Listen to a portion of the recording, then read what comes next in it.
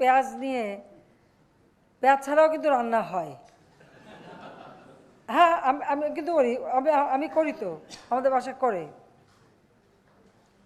আমরা কিন্তু পেঁয়াজ ছাড়াও রান্না করি। অনেক তরকারি আছে যা পেঁয়াজ ছাড়াই করা যায়।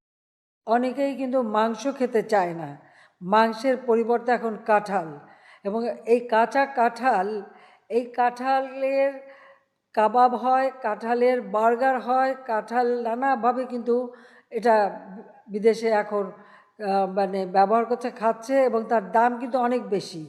মানে আপনি কাঁঠাল দিয়ে কাঁচা কাঁঠালের একটা বার্গার যদি আপনি কিনতে যান, তার দাম কিন্তু মাংসের থেকে, মাংস দিয়ে যে বার্গার করে বা মানে রোল তৈরি করে সেগুলির থেকে কিন্তু দাম অনেক বেশি, এবং এটার ব্যাপক চাহিদা তা আছে।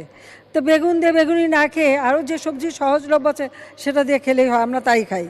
মিষ্টি কুমড়া দিয়েও খুব ভালো বেগুনি না বানায়, মিষ্টি কুমড়া দিয়েও বেগুনি বানানো যায়, সেভাবে আমরা করি, সেভাবে করা যায়। কাঁচামরিচের খেতে কিন্তু কেউ মরিচ তুলতে যেতে পারে না।